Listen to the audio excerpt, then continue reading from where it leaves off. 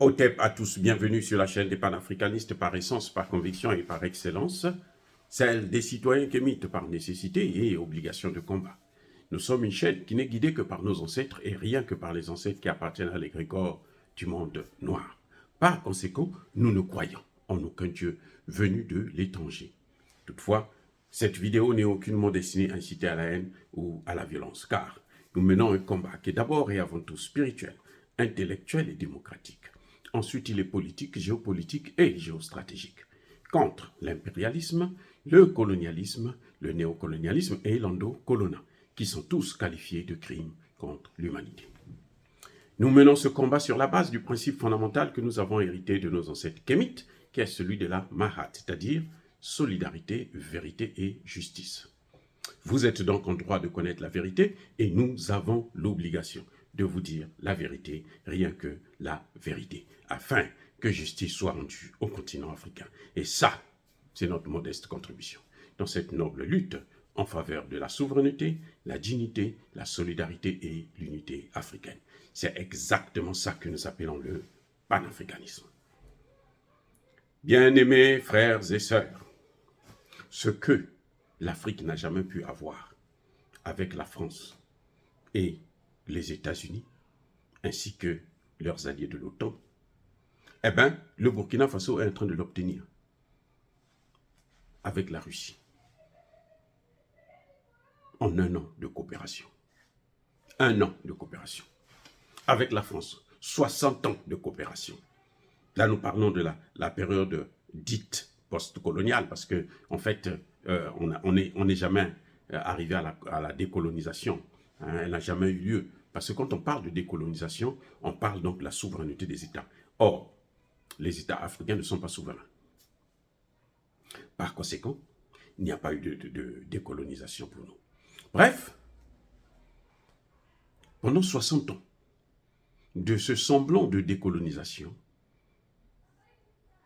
on n'a pas pu avoir ce que l'on est en train d'obtenir en quelques mois, en quelques années, en un an. Je vous informe que le Burkina Faso est en train de construire maintenant une centrale nucléaire. Je n'ai pas parlé de l'arme nucléaire, je parle de centrale nucléaire pour le civil. Le Burkina Faso va l'obtenir maintenant. La compagnie en charge de cette construction, c'est Rosatom, une compagnie russe. C'est la coopération avec la Russie qui permet au Burkina Faso de résoudre désormais les problèmes énergétiques. Ce sera la même chose au Mali et au Niger. Vous voyez, au Mali, actuellement, il y a des hautes personnalités russes qui sont là, des grandes compagnies, des firmes, qui sont là, qui sont en train de faire la recherche dans le domaine de l'uranium pour justement régler les problèmes énergétiques. Au Niger, on l'a déjà. Et cette fois-ci, ce n'est pas que les Russes viennent, ils prennent nos matières premières, ils amènent chez eux, et puis ils créent des emplois chez eux et tout. Non. Parce que les Russes ont besoin, les Russes là, chez eux là, ils ont besoin des employés. Avec les sanctions qu'ils ont reçues là, ces 12 000 tonnes de sanctions, les Russes ont besoin des employés. Et oui, ils ont besoin de nous. Parce que les Russes, en ce moment, il y a l'emploi à gogo en Russie. Donc, eux, ils ne peuvent pas venir encore prendre pour nous pour amener là-bas. Ceux qui viennent prendre pour nous pour amener chez eux, là, ce sont les autres, les États-Unis, les Français, Allemands, Anglais et autres. Les Russes ne font pas ça, ils viennent chez vous. Ils exploitent, ils transforment. Même les Chinois, ça dépend du gouvernement. Si le gouvernement pose des conditions en faveur de la création d'emplois chez lui, non, les Chinois vont travailler avec vous dans ce domaine. Parce qu'ils vont se faire toujours de l'argent. Ils vont avoir le bénéfice. Mais si le gouvernement, ce qui compte pour lui, c'est qu'on lui donne l'argent de poche, eh ben, il empoche son argent et puis c'est tout. C'est pour ça que vous voyez dans certains pays, malgré la présence des Chinois, ben, il n'y a pas d'avancée significative. Ça ne donne rien. Bref, voyez, je veux tout simplement vous montrer à quel point il y a une grande différence entre la coopération avec les Français, les colons, avec les maîtres des colons, les colonisateurs, les impérialistes, les colonisateurs des colons, c'est-à-dire les États-Unis, qui, eux, viennent chez vous, ils doivent vous rendre pauvres, ils doivent vous affamer, ils doivent vous créer l'insécurité chez vous, ils doivent mettre le chaos et ils pillent. Alors que les autres, c'est pas ça. Ils viennent, ils vous apportent et vous, en retour, vous consommez leur technologie, vous consommez leurs matières premières, vous consommez leurs connaissances, vous consommez leurs produits. C'est ça même l'explication des routes de la soie que les Chinois ont diligenté. C'est ça, les routes de la soie. Ce n'est pas venir piller vos matières premières, non. C'est écouler les produits. Parce que la Chine, c'est une grande usine à ciel ouvert. Donc, il fabrique, il faut qu'il y ait des gens qui consomment. Ça, c'est une bonne nouvelle que je vous annonce donc concernant la création d'une centrale, la construction d'une centrale nucléaire comment dirais-je, au Burkina Faso. C'est sûr qu'il y en aura aussi au Mali. Parce que ça, c'est ce que la France aurait pu nous donner il y a 50 ans. Pas 60 ans, mais 50 ans.